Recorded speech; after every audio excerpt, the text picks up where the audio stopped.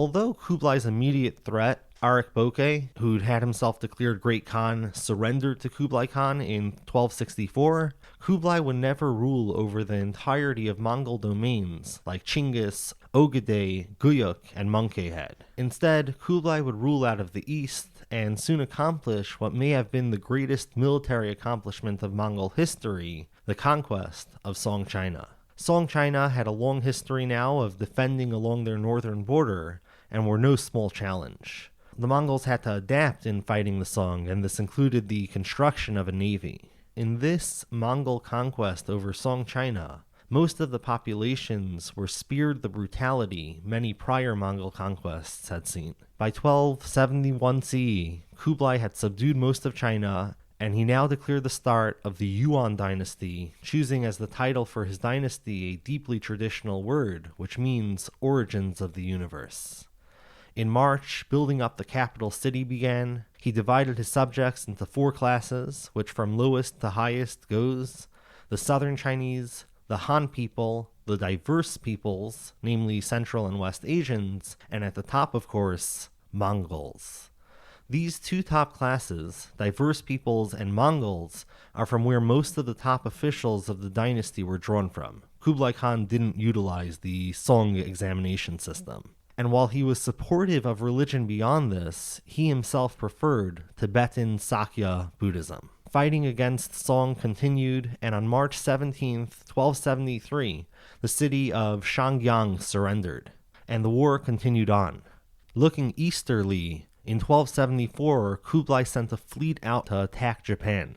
This came after Mongol envoys asking for submission had been strongly rejected. There was some initial success, but then failure struck when they'd retreated to their boats to plan the next stage of attack, and a typhoon wrecked much of their fleet. To the northwest, in Central Asia, an Ogedayid prince named Kaidu had come to control a significant swath of territory, and he would prove to be a thorn in the side of the Yuan Empire over the years, conquering some territory and supporting rebellions. Back south, finally, on March 28, 1276, the Song officially surrendered, with the boy emperor being led out by the Dowager Shi, giving up the capital of Linan. Even with this surrender, some strong-of-heart Song refused to give up, but in 1279, this Song resistance too was finally put to an end with their defeat at the Battle of Yaishan. Kublai's attention now veered westward, and Mongol forces invaded Pagan, and after some resistance, King Naratha-Hapate surrendered. Another attempt on Japan was made in 1281. Off the coast of Kyushu, a major typhoon devastates the fleet, and shortly thereafter, the Japanese start speaking of this event as a kamikaze, divine wind that went down. While Japan had seen the Mongols away from their land, others were not so lucky. Troops were sent to attack Vietnam in 1282 CE, and they split and attacked the states of Dai Viet in the north and Champa in the south. Champa soon fell, but in Dai Viet, the mire of a war eventually saw the Mongols leave without conquest. In 1293 CE, Radin Vijaya of Java submitted to the Mongols. Kublai Khan died on February 18, 1294 CE. Temur Oljetu, grandson of Kublai, son of Jingim, becomes the next emperor. During his reign, the war in the northwest against Kaidu quiets down after Kaidu himself dies in 1301 CE. But the 14th century wouldn't go well for the Yuan Dynasty, as China was hit with floods, droughts, plagues, and famines, and soon enough, numerous rebellions. After Temur Oljetu died in 1307, his nephew Kaishan, or Kublai Khan, seized the throne. Kublai Khan died in 1311 CE, and his younger brother Ayur Barwada followed as Byantu Khan. Ayur Barwada was deeply entrenched in a Confucian political ethos, and he reinstated the civil service examinations, now based on Zhu Shi's Neo-Confucian thought, and this was one of the ways Neo-Confucianism spread during this period.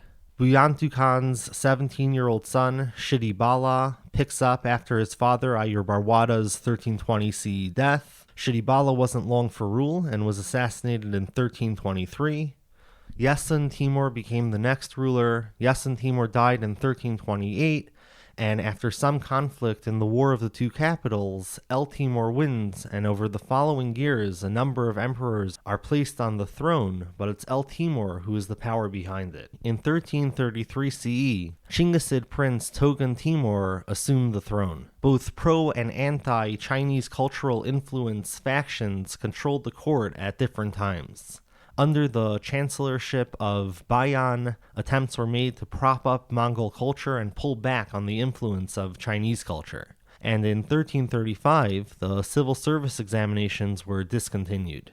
Bayan was followed by his nephew, the pro-Confucian Tagto, who served as chancellor starting in 1340.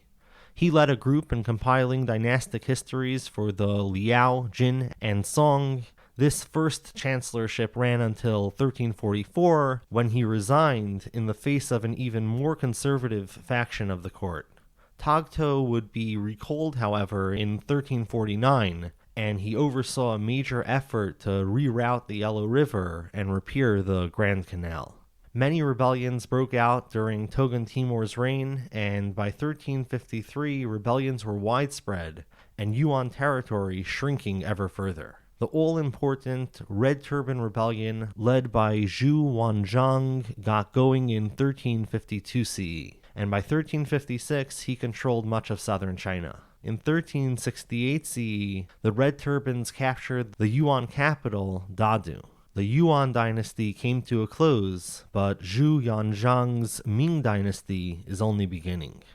Togun Timur fled north, reaching Mongolia as first ruler of the Rump remnant Northern Yuan Dynasty.